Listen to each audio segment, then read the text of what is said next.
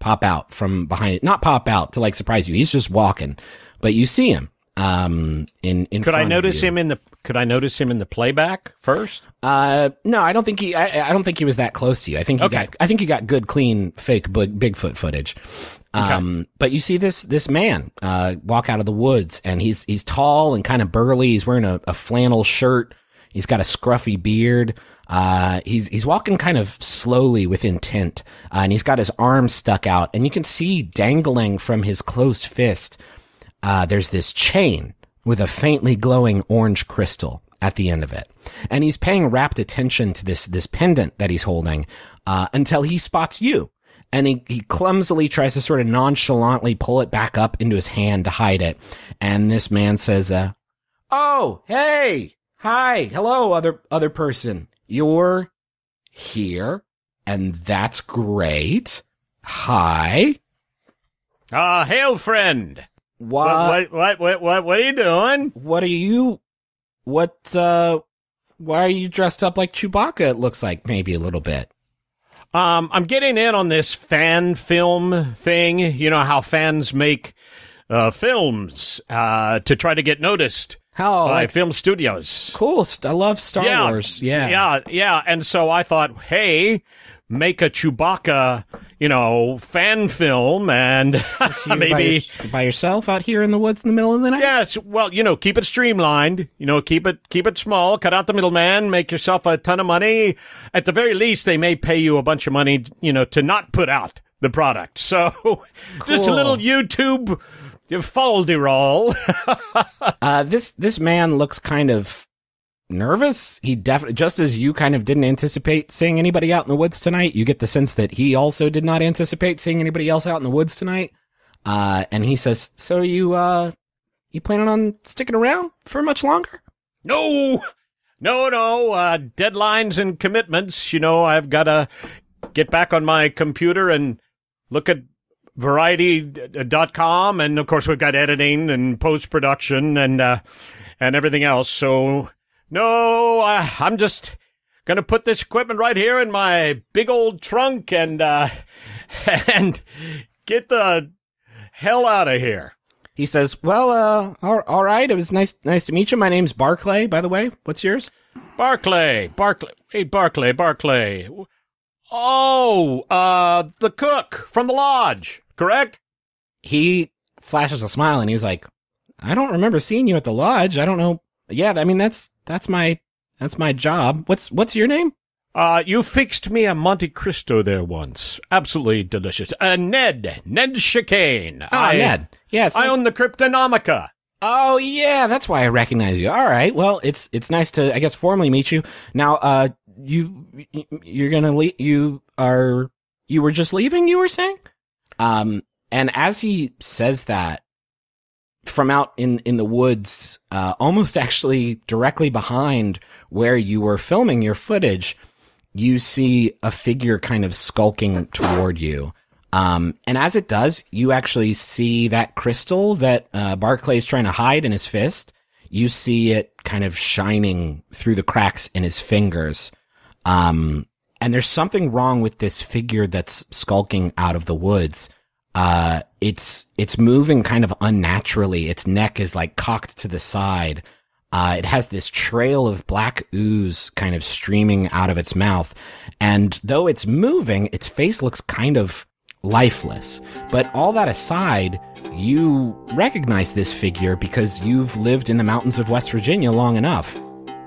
It's a bobcat.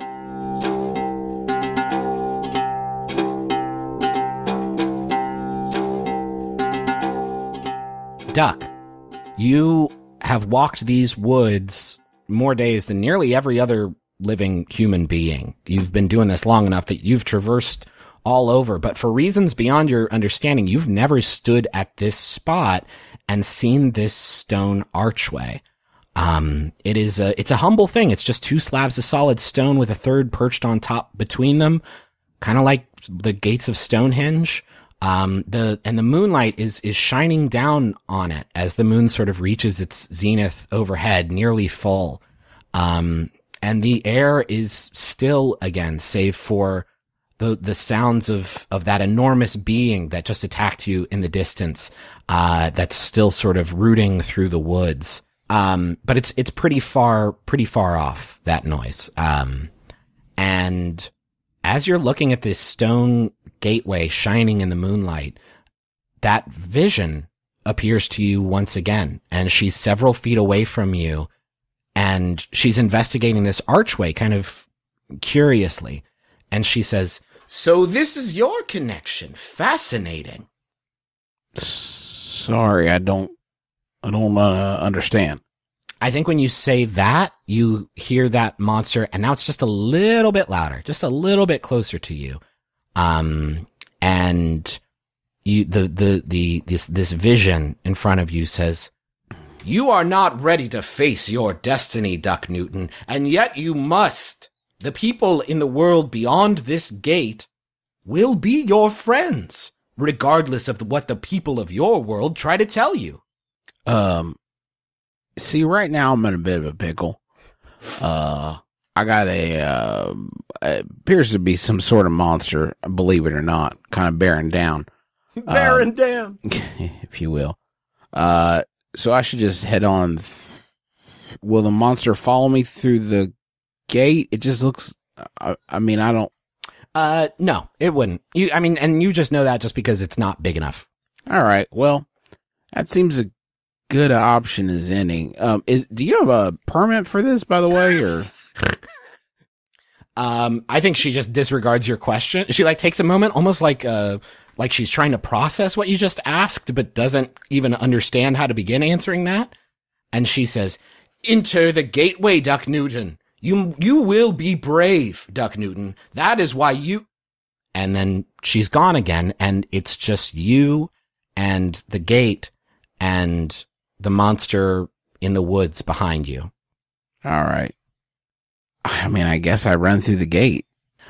You hear the sound of the monster getting louder and louder, and you run toward this empty gate. As you do, the moon overhead reaches its absolute zenith, and where you could once see sort of the forest beyond the archway, now you just see this solid plain of dazzling white light. And it rattles you for just a moment, as do the sharp winds that are blowing away from the gate in every direction. But you continue your approach with your hand nervously outstretched, and your fingers graze the light. And then we see the woods from above, and we see this circle of light retreat inward almost as quickly as it appeared until it is no more.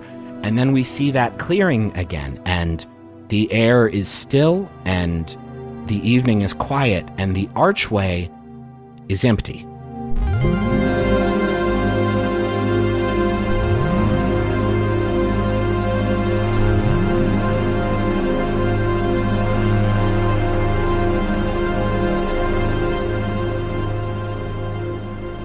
Aubrey, what kind of questions do you have for Mama?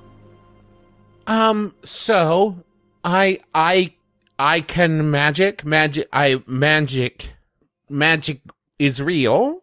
She says, "Yeah, Aubrey, what you did up there tonight was real, actual magic." So I guess that's the first big thing. Magic is real because there's a place that magic comes from. I'm going to try to take this slow so your mind doesn't literally dissolve, but there's another world, one that is connected to our own. And that connection, it's popped up in so many places around the world throughout time. And right now, it's here in Kepler. And this other world, Aubrey, it's an incredible place and a dangerous place. And us humans have been crossing over into it for, well, as long as we've been around, I guess. And we've been bringing back stories and folk tales, which, surprise, they're mostly true. But that connection, Aubrey, it ain't a one-way thing. They've been crossing over too. And Mama looks at the guests in this lobby, and she nods, and they look kind of nervous for a second, but then one by one they stand up and they start undoing different accessories, some bracelets, necklaces. A couple of them slip off rings that they're wearing, and one by one, they transform. And the two guests seated at the chessboard grow in stature and grow these thick layers of fur surrounding them. And suddenly they're just werewolves. And the guest that was dusting the piano turns transparent and spectral. And Danny's skin starts glowing slightly and her eyes turn this dark orange and her teeth become long and pointed. And you are suddenly standing in this lobby with a bunch of monsters. Oh, okay. Mama says, you okay? You all right? Yeah. I know this is a lot. No, I've watched movies and TV shows before, so this actually isn't as surprising as you might think. She kind of laughs and says, most people don't take this as well, so I'm glad that you are. Listen. Well, it's one of those things where, I've always, no matter how skeptical you are about, like, sci-fi and fantasy stuff, there's also always, like, a part of your mind that's like, but maybe. And so this is one of those things where it's like, yeah, okay. Yeah, sure. She says, so that's the truth of the matter. Monsters are real. But as is the case with so many of life's most profound curiosities, well, there's a lot more to it than just that.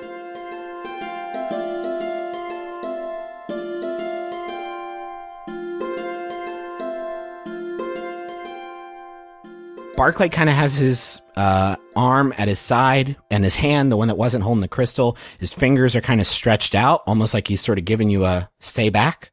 And he says out of the side of his mouth, he says, walk slowly to the car and go.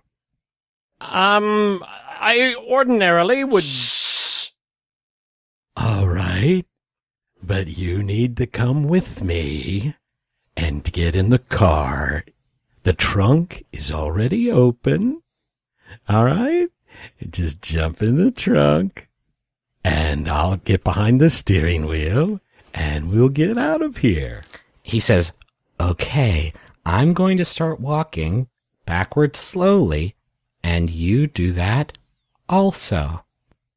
And the two of you start walking backwards slowly, and Barclay steps on a twig that snaps. And as that happens, the bobcat starts charging toward you.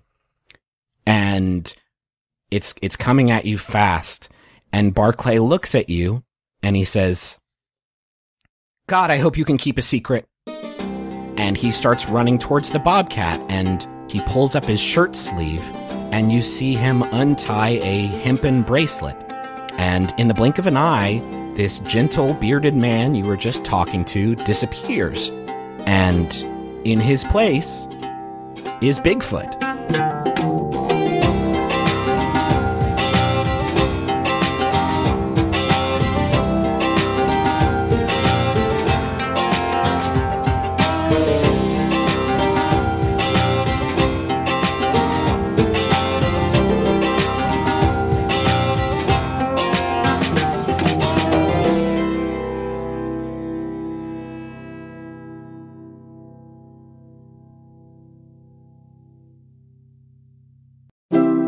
MaximumFun.org.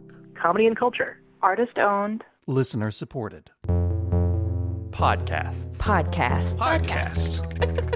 They're audio.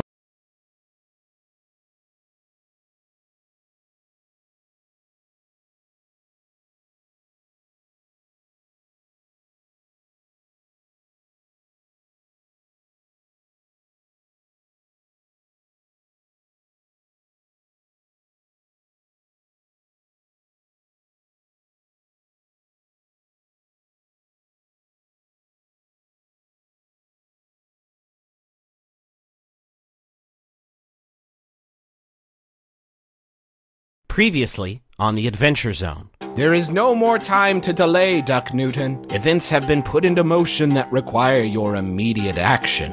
I mean, I guess I run through the gate. You hear the sound of the monster getting louder and louder, and you run toward this empty gate. And then we see that clearing again, and the archway within which Duck Newton was just standing is empty. You catch Danny out of the corner of your eye, and you get a little nervous for a second, and then a big blast of fire appears in your hands. Yes. There's another world connected to our own, and one by one, they transform. So that's the truth of the matter. Monsters are real. The bobcat starts charging toward you, and Barclay looks at you, and he says, God, I hope you can keep a secret. And in the blink of an eye, this gentle, bearded man you were just talking to disappears, and in his place is Bigfoot.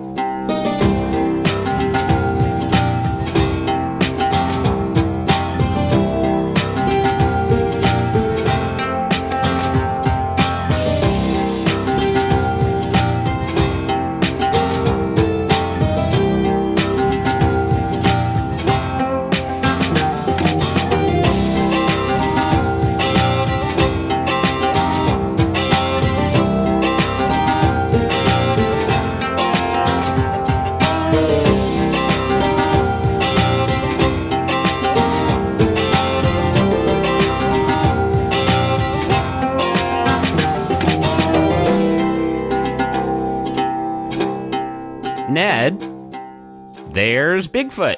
Ned, he is standing about 7.5 feet tall. How many hands, Griffin? How many hands tall? Like 12 Bigfoot hands. Whoa. Yeah, and those are big hands. That's a big Bigfoot. He is covered in fur that makes your current sort of Wookiee outfit, which you're definitely still wearing, which is such a charming little scene.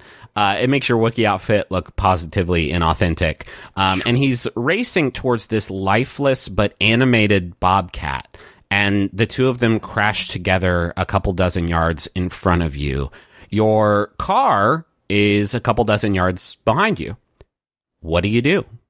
Oh, I run for the car. Ned runs for the car. Okay. And you're still wearing the Bigfoot snowshoes? No, I kicked off the snowshoes. I'm sorry. Okay. I kicked off the snowshoes and the gloves. You just left those behind? Hell yeah. I gotta get in the car. All right. Ned's gotta get in the car, man. Now, I do want to remind, a bobcat is not like a mountain lion, right? A bobcat is like I'm envisioning like that, about that size, big old cat. So you're big bobcat. You're just gonna take off? Oh, I'm gonna jump behind the wheel of the car. Let me explain something a little bit about Ned's mindset. Okay. Ned is not ordinarily somebody that jumps into the fire. Ned is not somebody who likes to fight. If Ned can avoid a conflict, he will. But in this case, Ned, having just seen a man transform into a Bigfoot and see a ghoulish bobcat, is absolutely 100% convinced this is a dream. Okay. So Ned is going to live it as if it's a dream. All right, it's about dusk, so you hop behind the wheel of the car and sort of fumbling, maybe a little nervous, start the ignition, and as you do, the headlights kick on, and now you can see this fight scene happening in front of you much clearer. Oh, yeah. And you see that this bobcat has Barclay pinned down. And Yep. Barclay's kind of in trouble. It's sort of slashing at him and tearing at him, and it looks like this thing's got the upper hand on Barclay. Oh, yeah. Well, I throw the link into drive and gun it because it's a dream, man. Let's enjoy it. Let's have some adventure. He's been stuck in this crummy museum, so he's going to floor it and drive it right at them. Okay. Are you trying to hit both of them?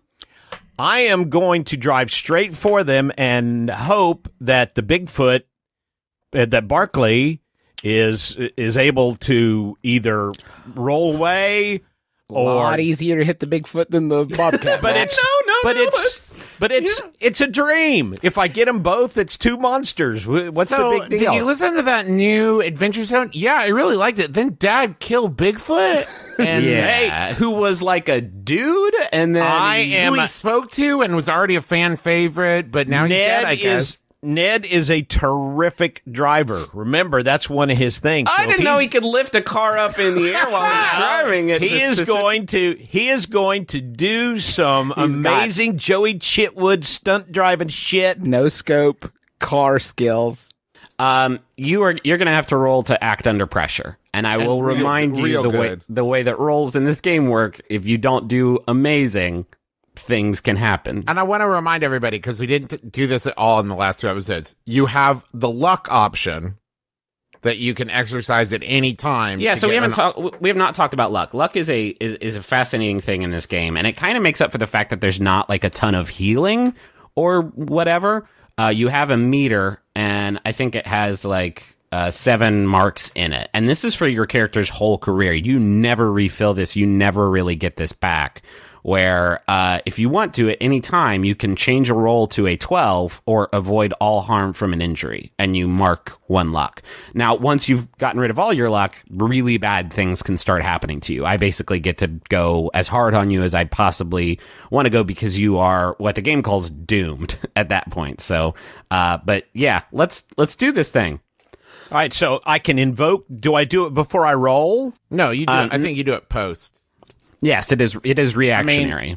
Okay, And it should be a pretty desperate thing, right? Because you've only got 7 It is points worst. of it. It is worst case scenario things. Like, for instance, if you're going to kill Bigfoot with your car, you may want to use a little bit of luck on it. All right, Clint, okay, that's legit. 11. Dad has his- right. And I add a +1 for driving. I get +1 to any rating, Oh wait, what is it? +1 ongoing while driving. Yeah, this would definitely count for that. So that's a 12. Sick, bro. With that, Barclay is fighting this bobcat and is kind of underneath it, and then sees the headlights like soaring towards him, and he puts a foot on the bobcat's chest as it's sort of on top of him and flings it backwards, and then quickly rolls out of the way, and the Bigfoot and the bobcat sort of slams right into the hood of the Continental as you're going, and it's a big sturdy boat, so a mountain cat slamming Detroit, into it doesn't do a whole lot of damage to the car. It does plenty of damage to the bobcat, who just rolls over the car, and then I imagine you bring it to a halt after that, as you see in your rearview mirror. Yeah. I do one of those sweet moves where I change the gear shift, slam on the brakes. It does a little curve and e-brake, pulls up right next to Barclay. All right. Yeah. You look in your rearview mirror. The bobcat is not moving. And then from your rearview mirror, you see the bobcat defeated on the ground, although it looks just as lifeless now as it did sort of during its attack. And sort of right as it lands, that black fluid that was dripping out of its mouth, it like spastically shoots out of its body in these thick rivulets, which kind of tangle together on the ground before slithering, like with a will of its own, quickly back into the forest. Like within a few seconds, that black fluid is out of sight. How hideously obnoxious. I love this dream. You're going a little bit Odin there. Was that what you were going for? Tiny man. Ned's having fun, man. He doesn't think any of this is real. Let's jump over to Duck. Duck, you stepped through the gate, and for Can I just a moment, say, I've been kicking myself since we recorded because none of us made an exit pursued by bear comment. And it was like right there, you guys. yeah, we could have done that, and then we could have done some quick improv games, like maybe some freeze, and then we'd talk about like what song from Jesus Christ Superstar is our favorite. Yeah. Duck, you step through the gate, and you're in this bright place for just a moment, Duck, and the wind that you felt whipping at you from the stone archway is still like blowing through you while you're in this space, but you're quickly out of it, and the light fades, and you know you're somewhere else, but your vision is somehow off. Almost like you're seeing this place with like a watercolor filter. Everything is kind of shifting wildly, almost like the Aha video. Yeah. And you also feel somewhat sick and kind of like angry. It is disorienting to say the least. And behind you, pretty close to you, you can see it despite your sort of disorientation. There's another stone gate in this place, identical to the one you entered. And from the hard stone floor that you're laying on, you can tell that wherever this gate is, it is enclosed inside of sort of another large stone structure. There are these massive pillars propping up the ceiling overhead, and through the pillars you can see the world outside, only your vision is so sort of impaired that you can only faintly make out, like, there's some bright, colorful shapes in the distance, some round buildings. There's a massive castle beyond them with a large orange shape jutting out of the ground just in front of that castle. And you feel that anger inside of you just kind of building, almost unnaturally. And it's alarming, but not quite as alarming as these two figures who are standing in front of a pillar, a pair of columns in front of you, who respond to your presence with surprise, and in an instant they are on you, jabbing you with these rods, and you feel this shock, and you're unconscious. And when you awaken, you are in a dark, small room, and your arms are bound to a wooden chair positioned in front of a big, sturdy wooden table, and you feel something soft and light draped around your neck, and as you kind of look down, you realize you're wearing some sort of scarf that your captors placed on you. It's made of some sort of incredibly soft fabric that you can't quite deduce. And for whatever reason, that anger and disorientation you felt when you entered this place is gone. You're duck again. And seated across from you is a person you can't really tell too much about them other than that, thanks to the large set of chainmail armor they're wearing, covered by a tabard featuring an orange crystal radiating light in every direction. You can faintly see these two black beady eyes through a slit in the helmet this person's wearing, which is adorned with two goat's horns on top.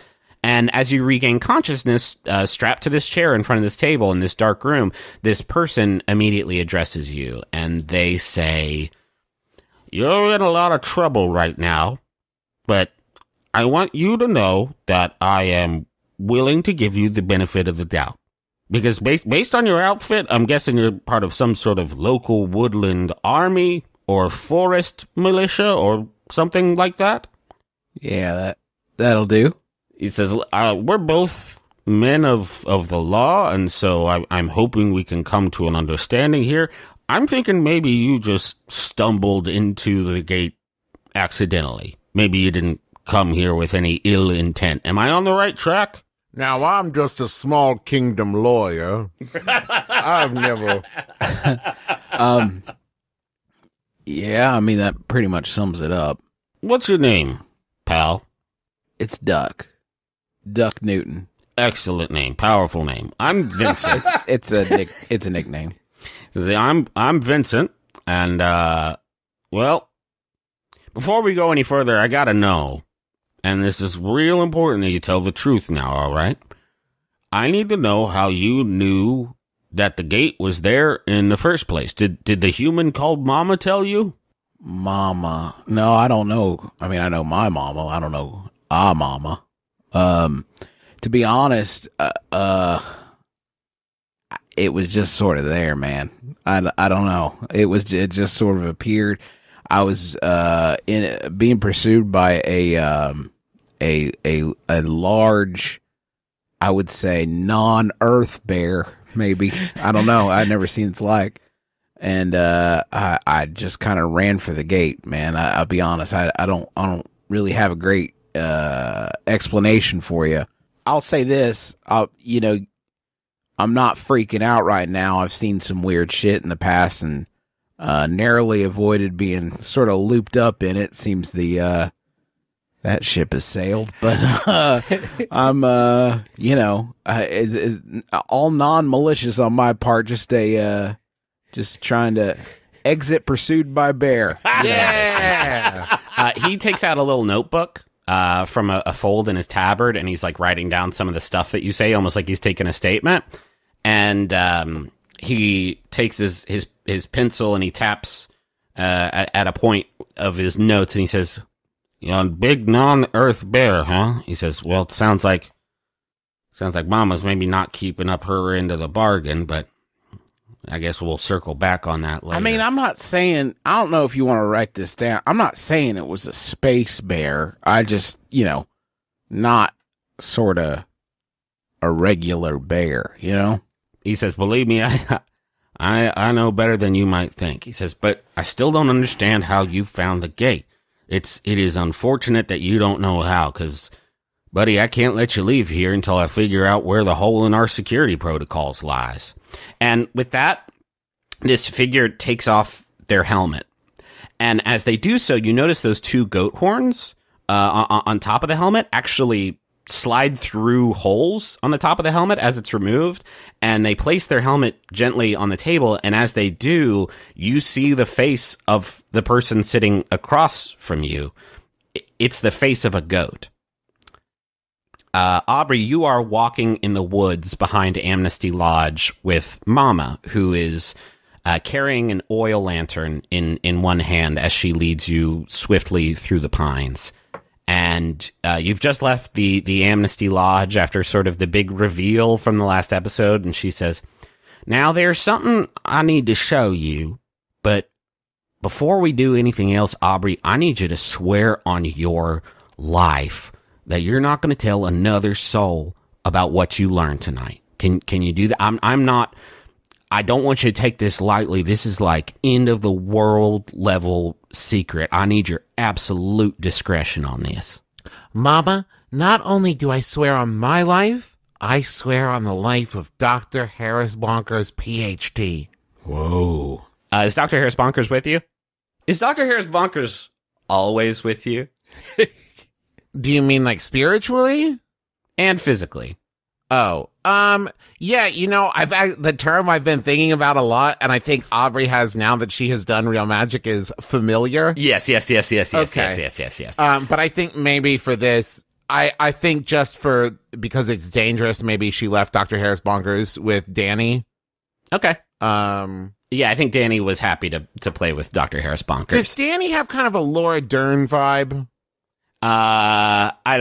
We'll figure out Danny's relation to Laura Dern, I think, as we play. It's one of those things. You're supposed to leave empty spaces in the world and fill it out as you go. Yeah, I understand. Last Jedi Laura Dern, Jurassic Park Laura Dern as well. Jurassic Park Laura Dern, yeah. Peak Dern. Peak. We're talking about top Dern here. Mama says, I don't mean to scare you, Aubrey. It's just, can you imagine what would happen if the wrong people learned about a place full of magic and monsters and everything? What they might do to take advantage of that kind of power to own it? Mama, let me reassure you right now. I can make fire with my mind. I'm not really scared of anything. So she says, I know that, but it's important you understand the gravity of the situation, because I've dedicated my entire adult life to keeping that stuff out of the public eye. It is the most important thing we do around these parts. Uh-huh. And you're walking a bit further into the woods, and she starts to explain. She says, okay, so this other world, it's called Sylvain. Which, by the way, I picked that name out like a year ago, and then when Dad had a character called Sylvain in Taz Commitment, I was like, oh, interesting. It's a wheels within wheels, my friends. Yeah. Well, you actually returned the favor, because I got Sylvain from an actor that I worked with, Remy Sylvain, and then you turned around in the same episode and named your character Remy. It was simpatico. I want everyone to picture that during this whole walk, and like as Mama is talking, like she is just, Aubrey is like snapping her fingers and like making, like lighting a lighter, like lighting a Zippo. Absolutely. Always good to do in a forest. Well, she's snapping her fingers and like her thumb catches on fire, and then she's snapping it out and just kind of doing that. I love this. We got some of that in Commitment, the like few minutes after you discover you have superpowers. Okay, anyway, Mama says, Sylvain, Aubrey, it's an incredible place. It is a living world. And I mean that literally. Whole place is alive, sustaining its inhabitants with this magic power. And that's a thing that those inhabitants are understandably pretty protective of. But problem is, throughout history, those gates on our side have been popping up all over the place, and humans have been crossing over into Sylvain and making a mess of things. Made some bad blood between us and the Sylphs.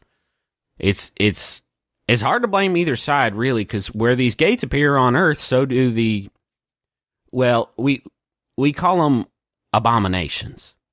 But don't you worry none about that, though. That's mine and Barclay's cross to bear, not yours.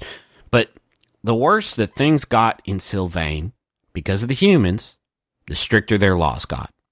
And today they got some pretty draconian laws in effect governing who can and can't live there.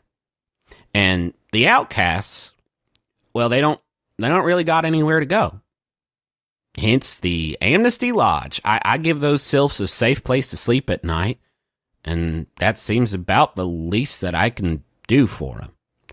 And Aubrey, I don't know nothing about your life and what you want from it, but you could be safe there too, I think.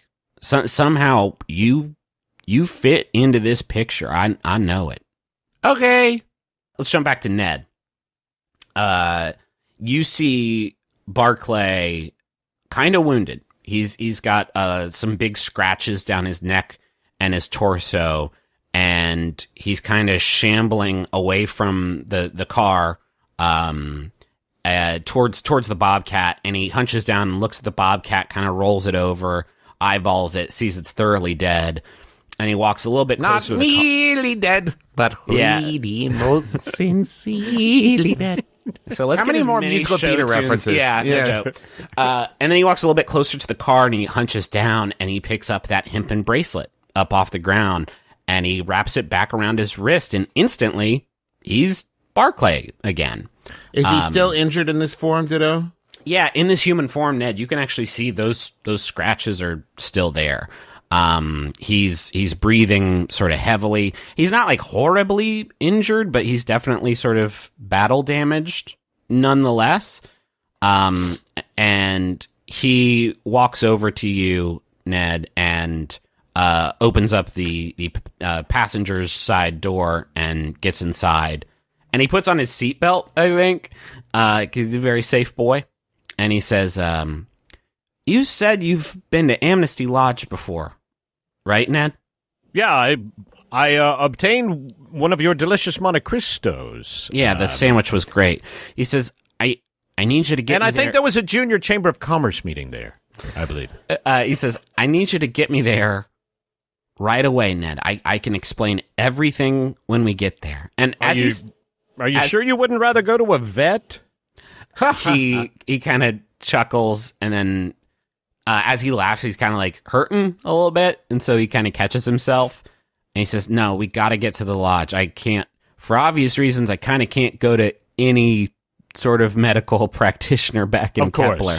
Of course. As he's saying that, you see a couple more shapes stalk out of the woods. I think it's just two more bobcats. And they're sort of prowling like jungle cat style out of the woods towards your car. And he says, I know this is a lot to take in right now. I know you probably think you're in some sort of weird dream. I assure you. Oh, yes, I certainly do. He says, I assure you it is not. Things are pretty bad right now. And if you want to keep Kepler safe, I need you to get me to the lodge, all right? Oh, good. That's good. I like that. You've kind of heightened the danger. Of course, my friend. Let's go to the lodge. You must do me one favor. Try not to bleed on the fine Corinthian leather. All right? He says, I'll do my best. He says, Onward! He says, take the woods, Ned. Time's of the essence. I can get us through it, but I need you to cut as straight a path as you can, all right? Oh, you've got it. I throw it into drive. I press the pedal and yell, yoicks, and away! Do you aim for either of the bobcats as you're driving forward? Oh, hell no. I'll throw it in reverse All right. and yell, yoicks, and away. All right. You take off into the woods towards the Amnesty Lodge. And we're moving on a nice clip right now, boys. Gonna jump back to Duck. All right, listen, I got some questions for you. What's the name of this place? What are the laws that dictate who can and can't cross over? On the other side, what are those do the people who get caught from the other side stay? I need these questions answered in excruciating, lengthy detail. Between I am you not and aware. Vincent, you're playing Bad Ranger, Good Ranger. I'm not aware of any of the answers to these questions. Please begin and include them. I think you guys are all about to meet up, so I think there will be some sharing of notes once that happens, so that we don't create a hole in the fucking narrative universe. I'm trying to. No, this is where the propeller spins. The goat man answers all the questions, and then Duck's like, "Oh, okay, that'll totally make sense." Vincent, the goat man, which is not pejorative. There's a real cryptid name that. Vincent says- the Goat Man. Yeah, well, Very just familiar. the goat man. The goat man. He looks at you, and maybe you are a little bit uneasy because it's now this sort of humanoid goat talking to you. He says, so our two worlds, Duck, they have something of an uneasy truce. And it's based around your side keeping the existence of our side under wraps. So when strangers just stumble into our world, you can understand how that's a problem for me. I'm kind of in charge of homeland security around here. So I need you to tell me and really think about it. How did you first find out about the gate? Well, first off, I wouldn't say I stumbled. I did move with sort of a dignified gait into the gate. It was very purposeful. Let me start there. Secondly, so I've got this, I guess you call it like a weird spirit kind of thing that's been trying to get me, used to try really hard, and then kind of let up, to sort of, I guess, fight evil. I know it sounds ridiculous, but sort of fight evil, and they pop back up. I kind of thought it was a dream for a long time, but seeing it just recently sort of dispelled that notion. So I think maybe they showed it to me. I'm honestly grasping at straws here, man. I'm a little bit out of my depth. He is writing all this down in his notebook, and he kind of chews on the end of his pencil, and he catches himself chewing on it a little bit too much, and he like pulls it out of his mouth and looks a little bit sheepish or goatish. Goatish, thank you. And he says, well, Duck, I wish I could say something to help, but that doesn't really ring a bell for me. What you got to understand about Sylvain, that's what this place is called, by the way. Thank you. This really ain't a place that builds up, prophecies and heroes of legend to fight evil and stuff like that. We're a bit more humble than that. It kind of goes against our whole ethos, you see. See, that's what I'm talking about. I think I could hang here, honestly. Like that sounds pretty good to me. He says, I wish I could help you out, but that's not really possible. Resources are, well, they're pretty scarce around here. It's No, really, you're listen, I'm having a bit of fun, man. I got a job I got to get back to and stuff, and there's apparently some sort of space bear in my forest, so I do need to rectify that pretty quickly. He says, yeah, I'll have to talk about that with Mama next time I see her, but listen, I'm just as eager to avoid a war between our worlds as the next Sylph, so how about this? Why don't we I'm trying to avoid giving him an Appalachian accent. It's hard to switch back off. He says, so how about this? Why don't we let bygones be bygones? And I will let you go back through the gate unhindered, but you gotta promise me, Duck, you gotta forget this night ever happened. You walk through that gate and never come back. And you don't tell anybody about the gate or Sylvain or the cool goat man you talked to, and we won't have a problem. Hey, listen, partner. Right underneath preservation of forest and the wildlife within, my number 2 skill is forgetting about weird shit. So you have come to the right department here. That is no issue. Can I ask, as long as you know that your buddy Duck can keep a secret, what's with the fancy the neckwear here? He says, "Oh, that the scarf is well, it's mine actually. It's sylvan wool.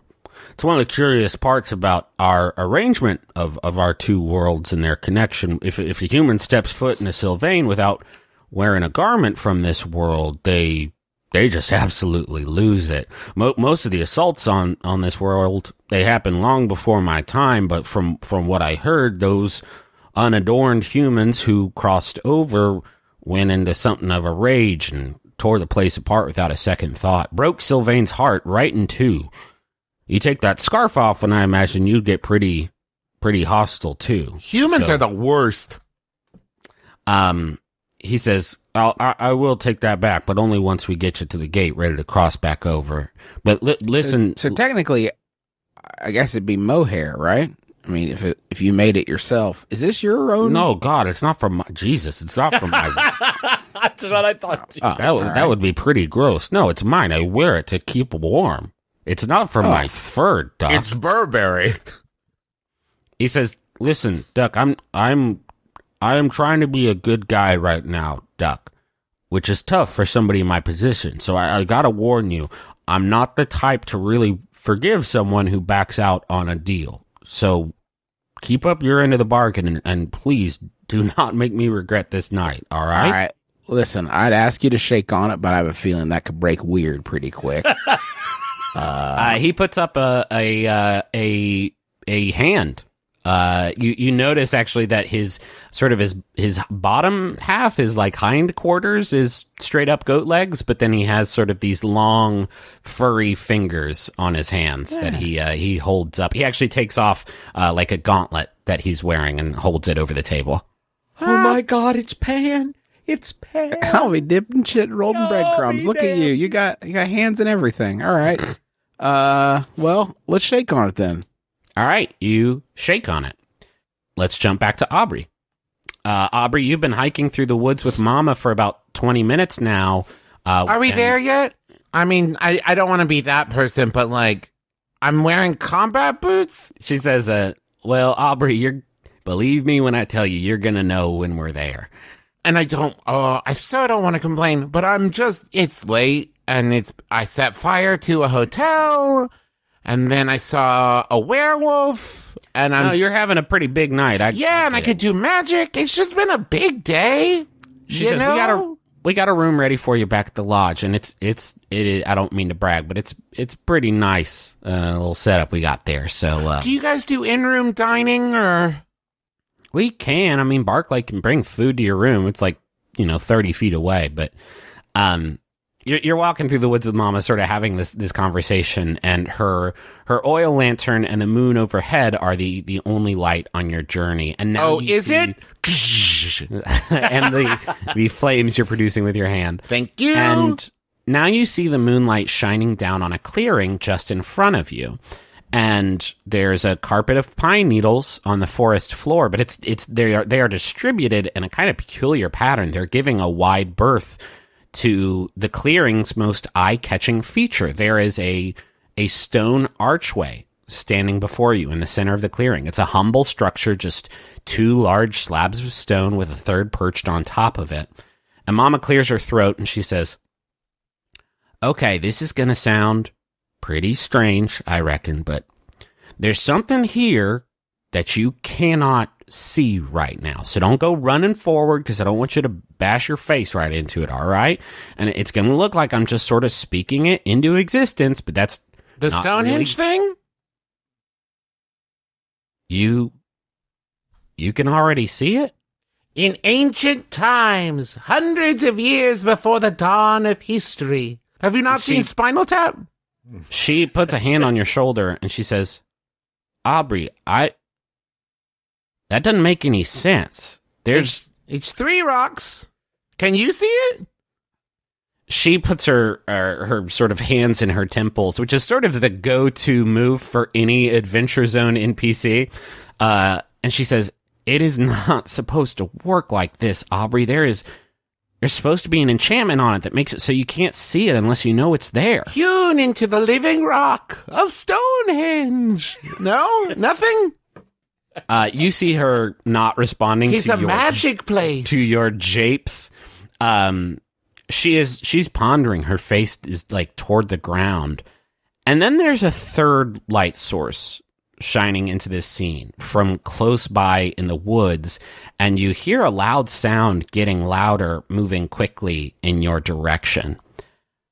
And Ned, Barclay's in the front seat, and he's surveying his wounds in the mirror, in the sun visor, and he does that for a few minutes, and then as like the Continental is rumbling over the occasional sort of root as it maneuvers through the woods, and then he flips the visor back up, and he slams a fist down on the dashboard, and he points forward with his other hand, and he yells, "Look out!"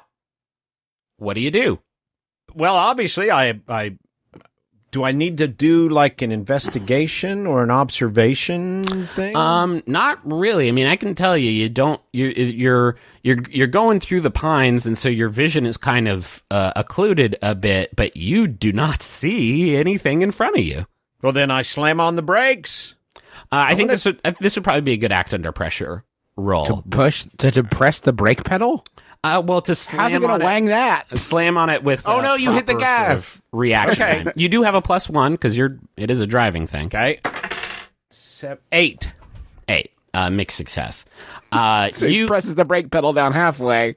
No, you slam on it. And a Taco Bell cup gets stuck underneath. Careens into a tree. I don't know if there's a Taco Bell in. Yeah, there's probably a Taco Bell. It's a combination Taco Bell, Pizza Hut, KFC. Thank you. There is a Canon Pizza Hut. Gas station. Oh, yes. You slam on your brakes with pretty good reaction time. And as you do so, you enter this clearing, and you see a young woman with a sort of hip haircut, and a sort of larger, older woman wearing a big, long duster, holding an oil lantern, and that's all you see. And you slam on the brakes, and the car starts to careen to a halt as you drive into this clearing, and you are moving pretty slowly when the car runs into something. And it's weird because there's nothing there. It's not a tremendous amount of damage to the car. The fender's probably pretty busted up, but the car sputters to a halt as it collides with some sort of invisible shape. And Barclay looks at the two other people in this clearing, and he hops out of the car, and his eyes lock with Mama.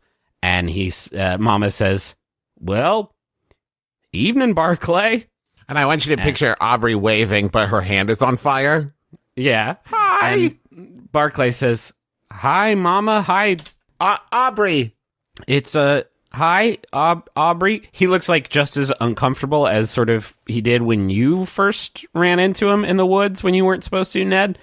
And Mama says, "So, what brings you out into the woods in the middle of the night with Ned fucking Chicane, Barclay?" How did you know my middle name? And Barclay says, He's seen a lot tonight, Mom. I think we've got to tell." Wait, what are you doing in the woods with her? Aubrey. Yeah. And Mama at this point looks like she's about to like lose it. Things are going very, very, things are getting out of hand. And that's in fact, she says like, "All right, look, things are getting a little bit out of hand tonight. We've kept this gate a secret for," and Ned, you can see the gate. What gate? Yeah, Oh. She says that, and it just appears right in front of you, and you can see it's sort of pressed into the fender of your Continental. Oh, shit. This is going to end up on a farmer's insurance commercial, isn't it? She notices you, like, now you can see the gate because she said that, and she didn't even think about it, but now she knows that she's sort of let this slip again, and she says, "Shit! All right, okay. That's it, though. Ned, there's powerful cosmic forces at work here, stuff that's got to stay out of the public eye. I don't know if we can trust you, Ned fucking Chicane, but I need you to trust me when I say that there would be dire consequences if anyone else in Kepler found out about this gate in the woods. Do you understand me?" And it's at that point that the gate is just for a moment filled with light, and out steps Duck Newton. Duck, you are back in the woods, and here's 4 people who are all kind of looking at you with shock, especially Mama and Barclay. They look kind of dumbfounded and kind of horrified as you step foot back into Kepler. I'm District Ranger Duck Newton. It's a nickname. And, ma'am, I'm going to need you to extinguish that flame, please. Oh, yeah. And I also want to say, Aubrey makes that sound when she does it.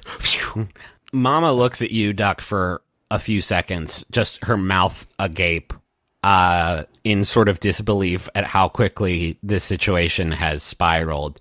And she says, Duck Newton, what the hell have you done? I have absolutely no idea. She says, how did you see that? Why did you go through the gate, Duck? Well, I was being chased by a spooky bear. Hey there, it's Spooky Bear. She says, big spooky bear, huh? And Barclay says, he's not lying, Mama. Ned and I, we had a run-in with part of the abomination. I think it's complicated. We really should get hunting tonight. And Mama kind of sighs and rubs her head, and she says, but how did he find out about... All right, okay. Here's the plan, everybody. Me and Barclay, we gotta pop through that gate for just a couple minutes, find out how much diplomatic damage Duck just wreaked over there, and try to smooth it over. You 3 are gonna stay put right here. Don't move a muscle, and when we get out, I can explain how much trouble the 5 of us are in back at the lodge. Okay. And with that, Mama reaches into the interior pocket of her duster, and she pulls out this small compact mirror, and she opens it up, and she catches some of the moonlight above in it, and it reflects back onto the gate, which hums quietly. And Duck, you see that wind whipping off of the gate again, just before the span of the archway is filled with this white light. And Barclay steps through and disappears. And Mama turns to you, Aubrey, and she says, I need you to have my back on this, all right? I need you to make sure these 2 chuckleheads don't run off. We got to keep this secret, remember? Yeah, if they try to run off, I'll burn them to the ground? Well, don't. Okay, no. Even as I was saying it, Yeah, I knew that realize was it too bad. much. And Mama turns and steps through the gate, and the wind stops, and the light inside the archway disappears. And now it's just the 3 of you standing in the middle of this clearing, in the middle of the woods, in the middle of the night.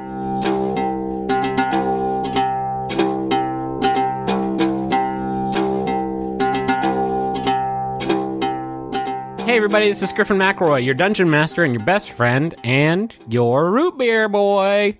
I just drank a whole mess of root beer. Thanks for listening to the Adventure Zone Amnesty. It's the 3rd episode in this experimental arc. We are having so much fun with it, and the response to it has been so incredible. And since we've been going weekly, it's like a lot more work, and I really, really appreciate all the feedback that we've gotten. It really does mean a lot. Got a few sponsors to tell you about this week. First off, the Adventure Zone is sponsored in part by Boll and Branch. We've talked a lot about Boll and Branch. They are a really, really good supplier of soft things.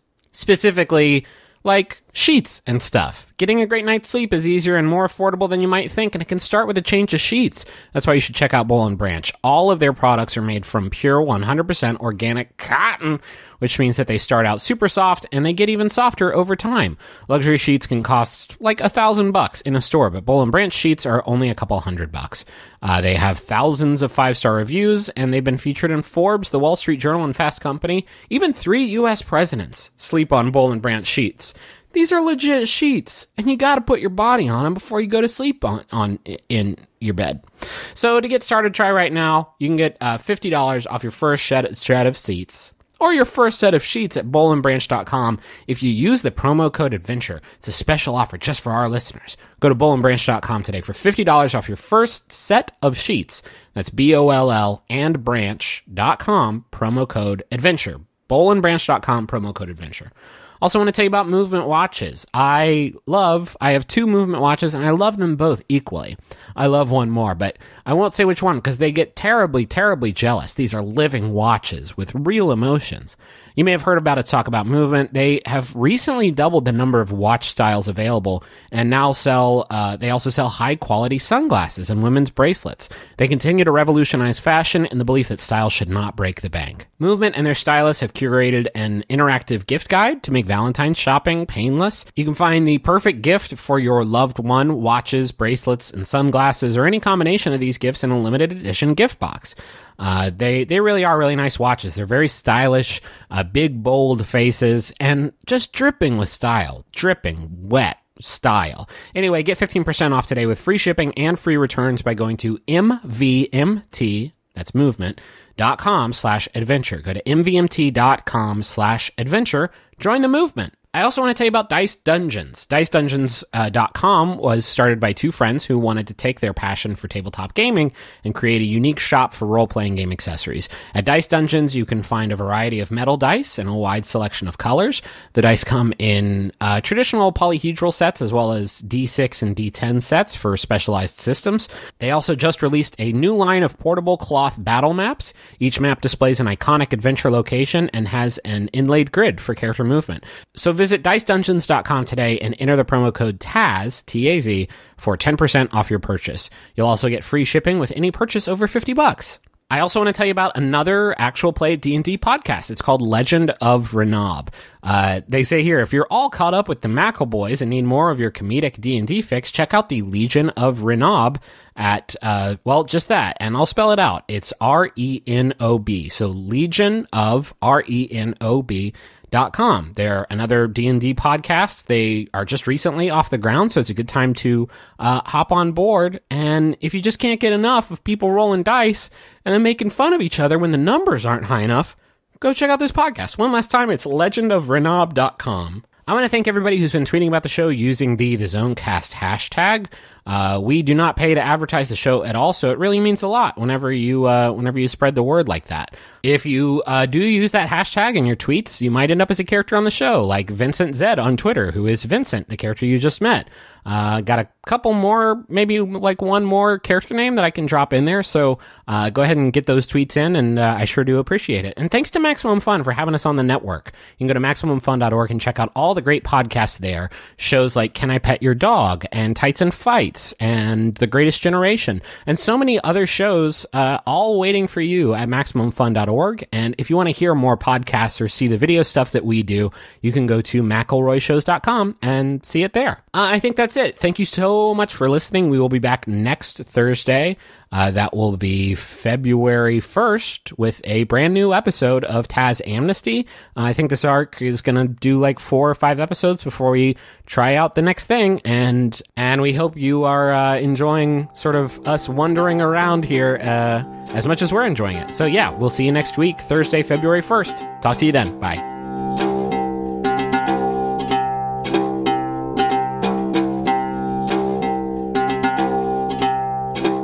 Welcome to my fucking awesome dream, Duck. Well, I hate to break it to you. I don't think you are technically dreaming, Ned. What? Well, if it's one of those, unless it's one of those shared dreams. I saw in Dr. Oz some people. Anyway. Oh, I saw that one. Yeah, shared dreams. But, so you're trying to tell me this is real? Yeah, it's weird. Real is, I mean, as far as I know, as real as anything. Holy I mean, real is really a relative term if you think about it. Oh, hey. Yeah, hi, Ranger Rick. You? Yeah. No, well, it's Duck. Okay. Hello. I remember you. You're that, where was it? Over near Laurel Fork, right? I busted you for, sure. What was it? Torch Girl? Was that? No, I'm trying to remember. The Lady Flame. I had the Lady Flame. That's I had right. the rabbit. You, your hands were on fire, huh? Yeah. Apparently I could do magic, right? Oh, sounds like a big night. Yeah. I mean, yeah, right? Can I ask Ned, and I do expect some sort of recognition for waiting this long to sort of inquire, why is it that you are dressed like the Chewbacca? Oh, yeah. That was it. I couldn't put my finger on it. Well, I have some friends. We get together and go see Star Wars. But no, I was goofing around. I was trying to do a whole Bigfoot thing, and it's hotter than shit. I'm going to take it off. Just like a Yahoo? Yeah, I was dressed like a Yahoo for a big old Yahoo. You know. I get it. I mean, up until tonight, know I that thought now- all this was horse shit. Torch Girl, you probably don't know this, but Lady Flame. sorry, darn it. You can just Lady call me Flame. Aubrey if that's easier. You know what? I get confused between Aubrey and Audrey so much. I'm going to stick with Lady Flame, I think. Okay. But we're, around these parts, we have the old timers called it Yahoo Holler because they called them most people call them Bigfoots, but they call them Yahoos because that's the sound. Ah, the Sasquatch. Sasquatch. The woodland ape. Yeah, Sasquatch, I guess. While this conversation's happening, I like the scene of Ned sort of in the background trying to unzip the Wookiee costume and is like Little help, please. in the Little middle help. of stepping out of it. And suddenly there is a deep guttural sigh from the edge of the clearing, and the three of you turn to face it. And with the moon's light above and the light from the oil lantern, which Mama set down sort of right in front of the gate before she stepped through, there is no obscurity about the beast the three of you are facing just like 10 yards away. It is a horrible sight, 8 feet tall and nearly as wide, and a roar comes from this beast projected from the agonized face of a massive black bear. And Ned, you see that same sort of lifeless expression that you recognized in the bobcat earlier. Horrifyingly, you also see it on several other faces that are jutting out of this beast.